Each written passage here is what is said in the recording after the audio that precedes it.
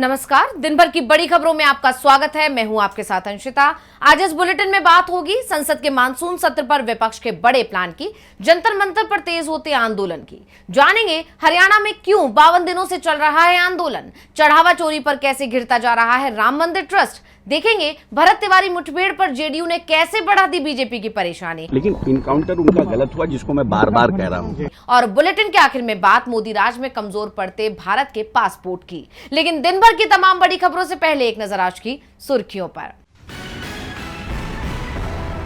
राम मंदिर ट्रस्ट को आरटीआई के दायरे में लाने की मांग। सीपीआईएम सांसद ब्रिटास ने सरकार से की अपने रुख पर पुनर्विचार करने की मांग। चढ़ावा चोरी की घटना के बाद से विवादों में है राम मंदिर ट्रस्ट। बीजेपी में गुटबाजी को लेकर भड़के राष्ट्रीय अध्यक्ष नितिन नवीन। कहा, चुनाव के वक्त एक गुट दूसरे गुट को करता है कमजोर। उत्तर प्रदेश के 2027 विधानसभा चुनाव की तैयारियों के बीच आया बयान। बंगाल में उपद्रवियों के खिलाफ बीजेपी सरकार सख्त, तोड़फोड़ पर चुकानी होगी 3 गुना कीमत। सीएम शुवेंदु का ऐलान। चुनाव के बाद टीएमसी नेताओं को लगातार बनाया जा रहा निशाना। प्रशांत किशोर बांकीपुर से लड़ेंगे उपचुनाव। जनस्वराज पार्टी ने किया ऐलान। बीजेपी के खिलाफ आरजेडी और कांग्रेस से मांगा समर्थन। फीफा वर्ल्ड कप 2026 में मैक्सिको और इंग्लैंड के बीच होगा मुकाबला। सुबह 5:30 बजे से मैक्सिको सिटी स्टेडियम में खेला जाएगा मैच। जीतने वाली टीम को प्री क्वार्टर फाइनल में मिलेगी एंट्री। ये तो थी सुर्खियां। अब बात आज की सबसे बड़ी खबर की। संसद का मानसून सत्र 20 जुलाई से शुरू हो रहा है। इसमें सरकार को घेरने के लिए इंडिया गठबंधन ने तैयारी तेज कर दी है और रक्षा मंत्री राजनाथ सिंह और धर्मेंद्र प्रधान की बर्खास्तगी की मांग उठाने की विपक्ष ने तैयारी कर ली है।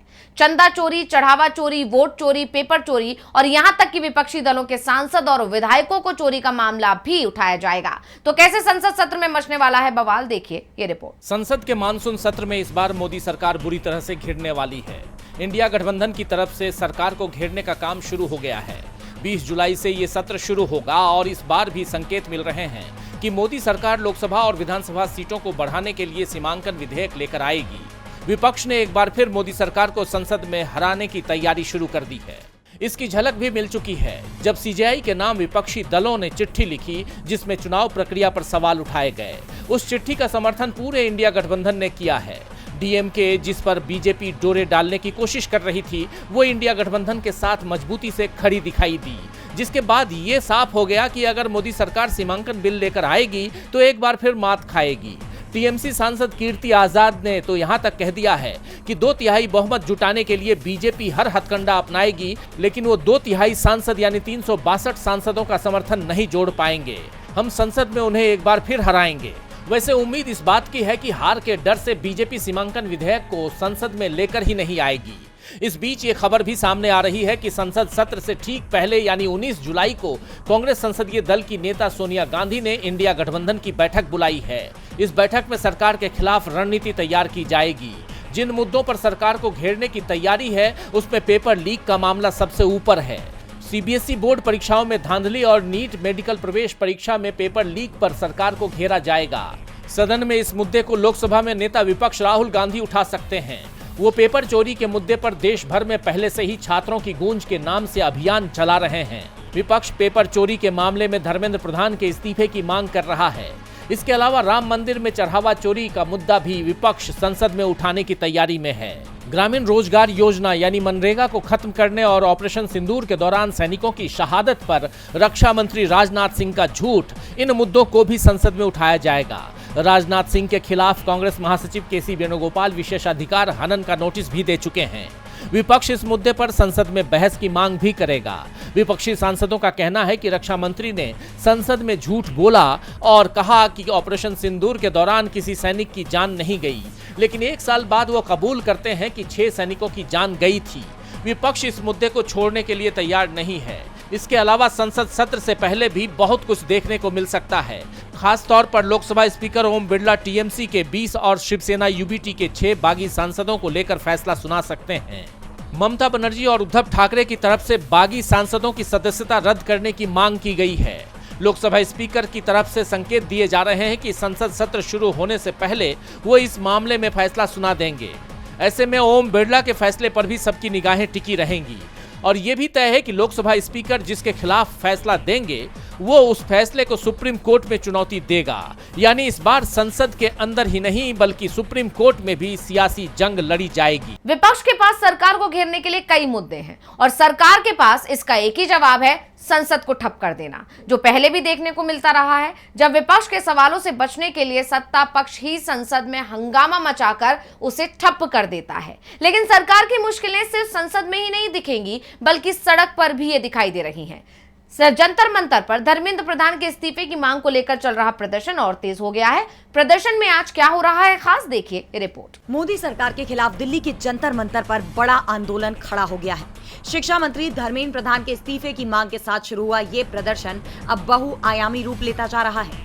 युवाओं ने अब पूरी शिक्षा व्यवस्था में ही बदलाव की मांग कर दी है। दिल्ली यूनिवर्सिटी के छात्र संगठन KYS के सदस्य लाल पगड़ी बांधे जंतर मंतर पहुंचे, इस संदेश के साथ कि हमारे अंदर उगते हुए सूरज की ऊर्जा है जो देश में बदलाव लेकर आएगी, शिक्षा के क्षेत्र में क्रांति लेकर आएगी। उन्होंने सरकार के खिलाफ चार्जशीट भी पेश किया है। छात्रों ने अपनी मांगें खुलकर सामने रखी, जिसके तहत परीक्षाओं में गड़बड़ी के लिए जिम्मेदारों पर कार्रवाई होनी चाहिए। अमीर गरीब में भेदभाव करने वाली दोहरी शिक्षा नीति खत्म कर समान शिक्षा नीति लागू करें। स्कूलों का प्राइवेटाइजेशन बंद हो, सरकारी स्कूल खोले जाएं। 8वीं तक की शिक्षा ही क्यों अनिवार्य है, कॉलेज तक की शिक्षा को अनिवार्य किया जाए। उच्च शिक्षा के लिए देश में नए कॉलेज खुलने चाहिए। शिक्षा बजट हर राज्य के बजट का, देश के बजट का 10% होना चाहिए। उन्होंने अपनी 40 मांगों का जिक्र किया है। यानी अब ये प्रदर्शन देश की शिक्षा व्यवस्था में बड़े बदलाव लाने की दिशा में बढ़ता दिखाई दे रहा है। इसके साथ ही इस प्रदर्शन के लिए समर्थन भी बढ़ता नजर आ रहा है। अलग अलग वर्ग के लोग इस प्रदर्शन का हिस्सा बनते जा रहे हैं। शिक्षकों से लेकर किसानों तक, लेखकों से लेकर सामाजिक कार्यकर्ताओं तक सब अपना समर्थन दे रहे हैं।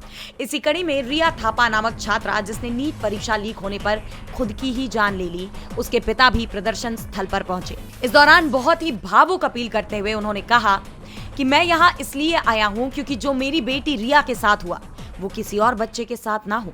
सरकार को शायद कोई फर्क ना पड़ता हो, लेकिन मैं नहीं चाहता कि किसी और माँ बाप को अपना बच्चा इस तरह खोना पड़े।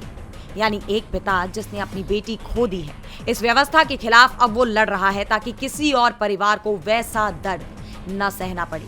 लेकिन सरकार पर इसका कोई असर होता दिखाई नहीं दे रहा, ना तो उसके खिलाफ गूंजते नारों का और ना ही पीड़ित अभिभावकों के दर्द का। लेकिन 8 दिनों से सोशल एक्टिविस्ट सोनम वांगचुक और उनके साथ कई और युवा आमरण अनशन पर बैठे हुए हैं। उनकी तबीयत बिगड़ती जा रही है, कुछ को हॉस्पिटल तक ले जाना पड़ा, लेकिन सरकार की तरफ से कोई संवेदना नहीं दिखाई जा रही। इन हालात में सरकार के खिलाफ देश की जनता में गुस्सा बढ़ता दिखाई दे रहा है। लेकिन सवाल यह है कि क्या जनता के दबाव में सरकार झुकेगी या किसी भी तरह युवाओं की आवाज को भी कुचल दिया जाएगा, ये देखना होगा। प्रधान के इस्तीफे की मांग को लेकर प्रदर्शन तेज होता जा रहा है। वहीं हरियाणा में लोग 2 बूंद पीने के पानी के लिए आंदोलन कर रहे हैं। 52 दिन से सरकार के खिलाफ प्रदर्शन चल रहा है। डिमांड पीने के पानी की है, लेकिन सरकार आंदोलनकारी ग्रामीणों पर अपनी ताकत दिखा रही है। FIR की जा रही है, लेकिन पानी उसे देने से इनकार कर रही है। क्या है पूरा मामला, देखिए ये रिपोर्ट। हरियाणा के हांसी जिले के चानौत गांव के लिए लोग पीने योग्य साफ पानी के लिए तरस रहे हैं। लोग लंबे समय से पीने के पानी की गुणवत्ता को लेकर शिकायत कर रहे हैं। उनका कहना है कि नल का पानी पीने लायक नहीं है। स्थानीय लोगों का आरोप है कि उन्होंने कई बार स्थानीय प्रशासन और जनप्रतिनिधियों से बात की, लेकिन समस्या का समाधान नहीं हो सका। लगातार शिकायतों के बावजूद जब हालात नहीं बदले तो 16 मई से गांव के लोगों ने प्रदर्शन शुरू कर दिया। उनकी मांग है कि हांसी शहर के लिए बिछाई जा रही 36 इंच की भाखड़ा पाइपलाइन से चानौत गांव को एक टी कनेक्शन दिया जाए। टी कनेक्शन यानी मुख्य पाइपलाइन से एक अतिरिक्त जोड़, जिसके जरिए उसी लाइन से दूसरे इलाके तक पानी पहुंचाया जा सकता है। केंद्र सरकार की अमृत 2.0 योजना के तहत राजली स्थित भाखड़ा नहर से हांसी शहर तक लगभग 27 किलोमीटर लंबी पाइपलाइन बिछाई जा रही है। ये चानौत गांव के पास से गुजरती है। ग्रामीणों का कहना है कि अगर इसी पाइपलाइन से उनके गांव को जोड़ दिया जाए तो उनकी समस्या का स्थायी समाधान हो सकता है। लेकिन स्थानीय प्रशासन का कहना है कि पाइपलाइन अमृत 2.0 योजना के तहत शहर को पानी उपलब्ध कराने के लिए बनाई जा रही है। ऐसे में इससे सीधे किसी गाँव को जोड़ना योजना के नियमों के मुताबिक नहीं है। ग्रामीण अपनी मांग पर अड़े हुए हैं, लेकिन उनकी मांग पूरी करने के बजाय या उनकी समस्या को सुनने के बजाय उनकी आवाज दबाने की कोशिश हो रही है। प्रदर्शन कर रहे लोगों पर एफआईआर दर्ज की जा रही है। इस बीच प्रदर्शन तेज हो चुका है। ऐसे में लोग आमरण अनशन पर बैठ गए, जिसके बाद टी कनेक्शन लगाया गया और जैसे ही लोगों ने अनशन खत्म किया, अगले ही दिन पाइपलाइन पर लगाए गए जोड़ को अवैध बताते हुए स्थानीय प्रशासन ने अज्ञात लोगों के खिलाफ एफआईआर दर्ज कर दी। साथ ही टी हटाने का फैसला भी ले लिया। इसके अलावा प्रशासन के इस फैसले के विरोध में जब वो गांव वाले मौके पर पहुंचे तो पुलिस ने बल का प्रयोग किया। अब इस आंदोलन में आसपास के गांव के साथ साथ सियासी दल भी आ गए हैं। इंडियन नेशनल लोकदल के विधायक अभय चौटाला ने सरकार पर धोखा देने का आरोप लगाते हुए साफ कहा कि सरकार को झुककर गांव को टी कनेक्शन देना ही पड़ेगा। दिल्ली हो या हरियाणा, बीजेपी सरकार लोगों के निशाने पर है, लेकिन बीजेपी का पूरा ध्यान इस वक्त अयोध्या पर लगा हुआ है। राम मंदिर के चढ़ावा चोरी मामले में वो बुरी तरह से घिरती दिखाई दे रही है। आरोपी पीएम मोदी के करीबी हैं, आरएसएस के करीबी हैं, हिंदू संगठन से जुड़े हुए लोग हैं। मामला तूल पकड़ चुका है। यूपी चुनाव सामने है। ऐसे में चढ़ावा चोरी पर हो रहे खुलासों ने बीजेपी की मुश्किलों को और बढ़ा दिया है। अब क्या खुलासा हुआ, देखिए रिपोर्ट में। राम मंदिर के चढ़ावा चोरी मामले में जांच जारी है, जिसके चलते मामले में रोज नए खुलासे हो रहे हैं। इसी कड़ी में इस मामले को लेकर अब कई और जानकारियां सामने आई हैं, जो ये पूछने पर मजबूर कर रही हैं कि आखिर राम मंदिर से चढ़ावे में गबन कब से हो रहा था। चढ़ावा चोरी मामले की जांच में जुटी अयोध्या पुलिस के हाथ बड़ी कामयाबी लगी है। पुलिस ने साइबर सेल की मदद से आरोपियों के मोबाइल फोन का बैकअप हासिल कर लिया है। मोबाइल से डिलीट किया गया करीब 1 साल पुराना डेटा रिकवर हो गया है। इसमें 2 करोड़ से ज्यादा की चोरी की चैट सामने आई है।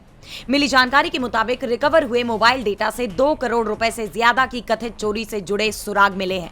चैट्स में चोरी की रकम के बंटवारे को लेकर आरोपियों के बीच आपस में ही विवाद की बातें भी सामने आई। पुलिस को पहले से शक था कि आरोपियों ने मोबाइल बदल दिए हैं और पुराने फोन का डेटा डिलीट कर दिया है। इसी वजह से साइबर एक्सपर्ट्स की मदद ली गई। अब जांच में हुए इन खुलासों से यह साफ हो गया है कि चढ़ावा चोरी मंदिर में शुरू हुआ कोई नया प्रकरण नहीं है, बल्कि शुरू से ही ये हो रहा है और विपक्ष तो पहले से ही ये दावा कर रहा है। ऐसे में विपक्ष के दावे सच होते नजर आ रहे हैं।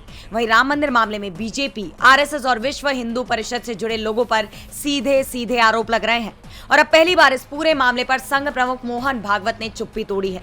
उन्होंने आरएसएस के सर कार्यवाह होसबाले के बयान पर सहमति जताई है और कहा है कि होसबाले की तरफ से जारी बयान देखिए, मेरी प्रतिक्रिया भी वही है। आपको याद होगा कि बीते दिन होसबाले ने चढ़ावा चोरी मामले की निंदा करते हुए दोषियों के खिलाफ सख्त कार्रवाई की मांग की थी।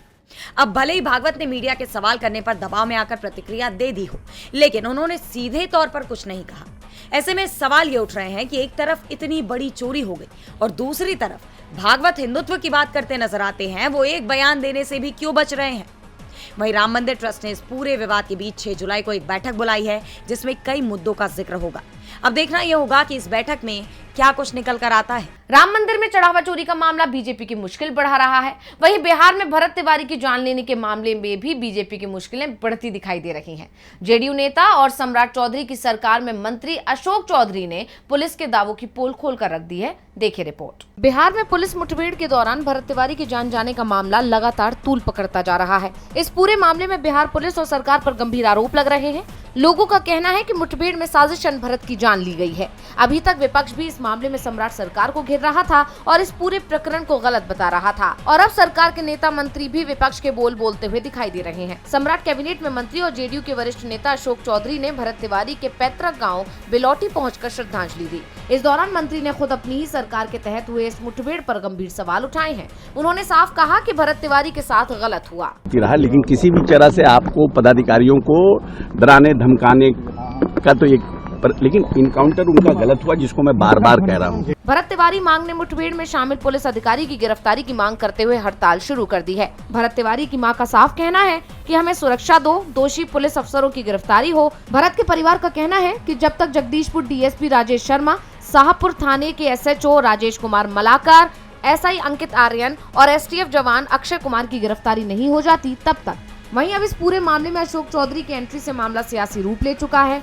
जिसमें सम्राट सरकार और बीजेपी घिरी हुई नजर आ रही है। जैसा कि आप जानते हैं कि भरत तिवारी मुठभेड़ के दौरान मौजूद लोगों का कहना है कि पुलिस ने भरत पर 3 गोलियां चलाई थी, लेकिन पीएम रिपोर्ट में सामने आया कि भरत की बॉडी पर 5 गोलियां लगी थी। इसी 3-5 के फर्क से बिहार पुलिस और बीजेपी सवालों के घेरे में आ गई और अब जेडीयू के नेता भी सरकार की मुश्किलें बढ़ा रहे हैं। अशोक चौधरी जेडीयू कोटे से मंत्री हैं, नीतीश के करीबी हैं और उनके बयान के बाद सवाल उठ रहे हैं कि क्या बिहार एनडीए में खटपट शुरू हो गई है। मंत्री ही सरकार के खिलाफ बयान दे रहे हैं। विपक्ष पहले से ही इस मुद्दे पर सरकार की घेराबंदी में जुटा हुआ है। विपक्ष के नेता तेजस्वी यादव लगातार सवाल उठा रहे हैं। वहीं आरजेडी चीफ लालू यादव ने कहा है कि हमें सड़क पर लड़ाई लड़नी होगी। लालू आरजेडी के स्थापना दिवस पर बोल रहे थे। क्या कुछ कहा है आरजेडी सुप्रीमो ने, देखिए रिपोर्ट। 5 जुलाई 2026 को बिहार की मुख्य विपक्षी पार्टी आरजेडी ने अपना 30वां स्थापना दिवस मनाया। इस अवसर पर आरजेडी सुप्रीमो लालू यादव ने बिहार की जनता और पार्टी कार्यकर्ताओं को संबोधित किया। इसके लिए एक चिट्ठी लिखी गई जिसे उन्होंने सोशल मीडिया प्लेटफॉर्म एक्स पर भी शेयर किया। इस दौरान उन्होंने आरजेडी की राजनीतिक यात्रा को याद किया और इसके साथ ही आगे की रणनीति का भी संकेत दिया। लालू यादव ने 3 दशक के संगठनात्मक सफर को संघर्ष, त्याग और सामाजिक न्याय की राजनीति का प्रतीक बताया। इसके साथ ही उन्होंने स्थापना दिवस पर पार्टी के सभी नेताओं, कार्यकर्ताओं और समर्थकों को बधाई और शुभकामनाएं दी। इस दौरान उन्होंने बीजेपी पर जमकर हमला भी बोला और सरकार पर कई गंभीर आरोप लगाए। बीजेपी पर निशाना साधते हुए लालू यादव ने कहा, पिछले कई राज्यों के चुनाव नतीजों की अगर पड़ताल करें तो पता चलेगा कि बीजेपी संवैधानिक संस्थाओं को कब्जे में लेकर संविधान को दरकिनार कर तानाशाही के बल पर देश को फिर से पीछे धकेलने की कोशिश कर रही है। हमारी राजनीति हमें इस परिस्थिति को स्वीकार करने की इजाजत नहीं देती। आरजेडी के सभी साथियों को बिना वक्त जाया किए इस ऐतिहासिक भूमिका के लिए तैयार होना पड़ेगा। उन्होंने कहा कि हर कार्यकर्ता और नेता को ये समझना होगा कि हमारा दल सिर्फ चुनाव लड़ने की मशीन नहीं। कार्यकर्ताओं से आह्वान करते हुए उन्होंने आगे कहा कि लोगों को यकीन दिलाना होगा कि आरजेडी उनके मुद्दों और चिंताओं के लिए संसद और सड़क दोनों जगह ही लड़ने में सक्षम है। जिस तरह लालू यादव ने बीजेपी के खिलाफ मोर्चा खोला है और जिस तरह तेजस्वी यादव सीएम सम्राट और बीजेपी पर हमलावर नजर आते हैं, उसे लेकर अब ये कहा जा रहा है कि विपक्ष खुद को मजबूत करने में जुट गया है, जो बीजेपी के लिए आने वाले समय में एक बड़ी चुनौती बनकर उभर सकता है। यानी बिहार में बीजेपी की मुश्किलें बढ़ना तय है। और बुलेटिन के आखिर में बात करेंगे मोदी राज में भारत की घटती साख और शक्ति की। मोदी सरकार की विदेश नीति अक्सर ही सवालों के घेरे में रहती है। विपक्ष केंद्र सरकार पर विदेश नीति को कमजोर करने के आरोप लगाता है और अब विपक्ष के आरोप सच होते हुए भी दिख रहे हैं। ग्लोबल पासपोर्ट इंडेक्स ने 2026 के लिए पासपोर्ट की रैंकिंग जारी की है, जिसमें भारत को बड़ा झटका लगा, जिससे मोदी सरकार की मुश्किलें बढ़ना तय माना जा रहा है। तो क्या है पूरी खबर, देखिए रिपोर्ट। विदेश नीति को लेकर मोदी सरकार पर विपक्ष हावी रहता है। सरकार पर विपक्ष का आरोप है कि उसने विदेश नीति को कमजोर किया है, साथ ही मित्र देशों के साथ संबंध भी पहले से कमजोर किए हैं। विपक्ष के इन आरोपों से सरकार पहले ही घिरी हुई थी। इस बीच ग्लोबल पासपोर्ट इंडेक्स ने 2026 के लिए पासपोर्ट की रैंकिंग जारी की है, जिसमें भारत को बड़ा झटका लगा है। रेजिडेंसी और citizenship advisory firm global citizen solutions ने ग्लोबल पासपोर्ट इंडेक्स का 5वां सालाना एडिशन जारी किया है। इस एडिशन में भारतीय पासपोर्ट बीते साल के मुकाबले नीचे खिसका है। भारत के पासपोर्ट का नंबर इस साल 125वां रहा है। ये 2025 की ओवरऑल रैंकिंग से एक पायदान नीचे है। जैसा आप जानते हैं कि ग्लोबल पासपोर्ट इंडेक्स के मुताबिक पासपोर्ट की रैंकिंग इस बात से तय होती है कि वो किसी भी देश में रहने, काम करने और निवेश करने में कितनी मदद करता है। इंडेक्स के अनुसार दुनिया के 10 सबसे मजबूत पासपोर्ट होल्डर देशों में Sweden, Switzerland, Finland, Germany, Netherlands, Denmark, Ireland, Britain, Norway, Singapore. वहीं भारत 197 देशों में 125वें स्थान पर रहा, बल्कि ये 2025 में 124वें स्थान पर था। यानी इंडियन पासपोर्ट एक स्टेप खिसक कर नीचे आ गया है, जिसे भारत के लिए एक बड़ा झटका माना जा रहा है। वहीं ये आंकड़े आते ही सरकार घिरती हुई दिखाई दे रही है। कहा जा रहा है कि सरकार ये फरमान जारी कर एक नई बहस तो शुरू कर सकती है कि पासपोर्ट को भारतीय नागरिकता का प्रमाण नहीं माना जाएगा, लेकिन वो विदेश नीति की मजबूती और पासपोर्ट की रैंकिंग में सुधार लाने के लिए कोई ठोस कदम नहीं उठा रही है। यानी साफ है कि पासपोर्ट रैंकिंग से सरकार घिरी हुई दिखाई दे रही है। तो आज इस बुलेटिन में इतना ही। आप देखते रहिए डीवी लाइव और मुझे दीजिए इजाजत। नमस्कार।